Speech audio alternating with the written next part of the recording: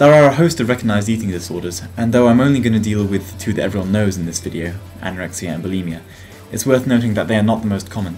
In fact, although it is less clearly defined, the prevalence of binge eating disorder is much higher than either, but that's a topic for another time. Here I'm going to simply state the facts of these illnesses, and in a later video I'll talk about their genesis. Anorexia nervosa is defined as a severe loss of appetite for emotional reasons.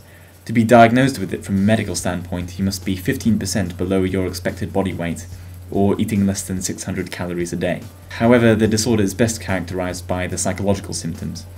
These include an intense fear of becoming obese, which can border on the morbid, a constant preoccupation with food, and sometimes, well, usually, the denial of a problem that needs treatment. The phobic reaction towards fatness leads to purging behaviors in an attempt to get rid of excess weight.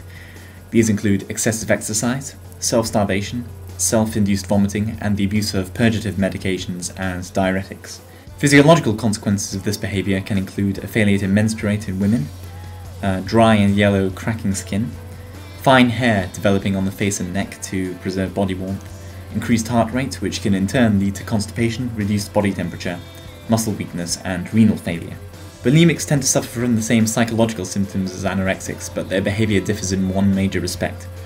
Bulimia literally translates to ox-like hunger, and sufferers tend to attempt to starve themselves to reduce their weight, but then end up binging on an enormous amount of food.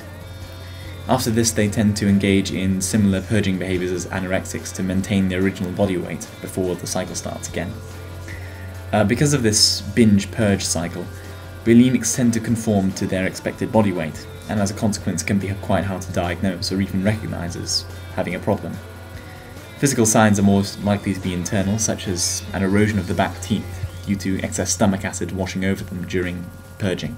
In addition to the physical symptoms, there are numerous behaviours that may indicate that someone has either anorexia, bulimia, or just a partial disorder. None of the following necessarily mean that a person definitely has an eating disorder, but if you notice the collection of one of the following in a friend or a loved one, then take it as a sign that something might be wrong.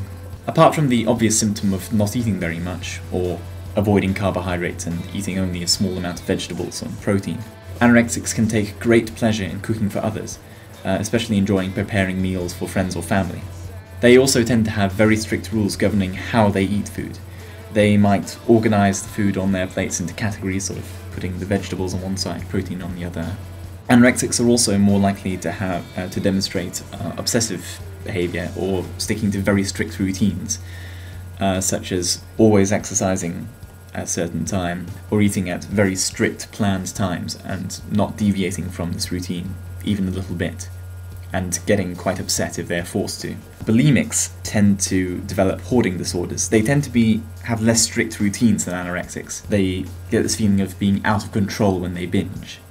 So they would desperately try to avoid food and then just give in and then binge on a large amount of food. As far as these hoarding disorders go, they can hide their food in all corners of their rooms, keeping secret stashes in pillowcases, under desks, in cupboards, hidden away under clothes. Also, it's important to note that the most clear indication that someone is anorexic or bulimic is spotting these purging behaviours, such as disappearing after meals to go and vomit, or hiding medication or diuretics or water loading. This kind of behaviour that indicates that they're not keeping any food in their stomachs. Both anorexics and bulimics might also spend a lot of time talking about food, also talking about weight and their body image.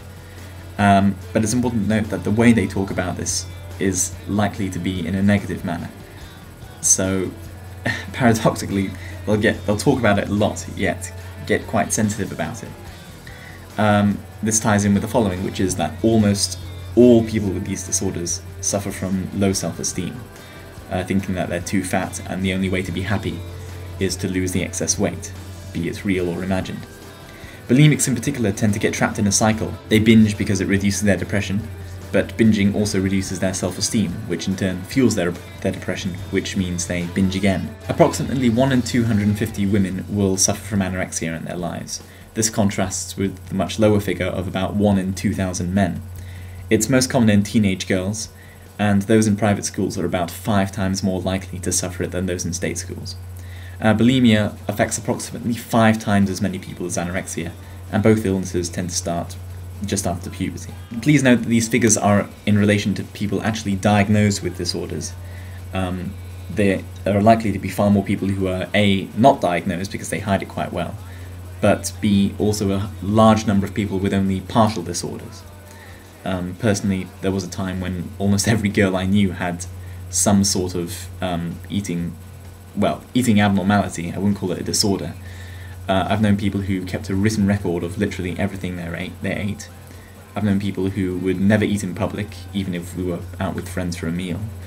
And I've known one or two who've actually had to go to hospital because of the physical problems that have developed. Hopefully I've been able to show you that these disorders are not only more widespread than you might have thought, but that they can also pose very serious threats to sufferers' physical and mental well-being. In my next video, I'll discuss the likely origins of these diseases, which seem to stem primarily from social causes. So until then, see you later.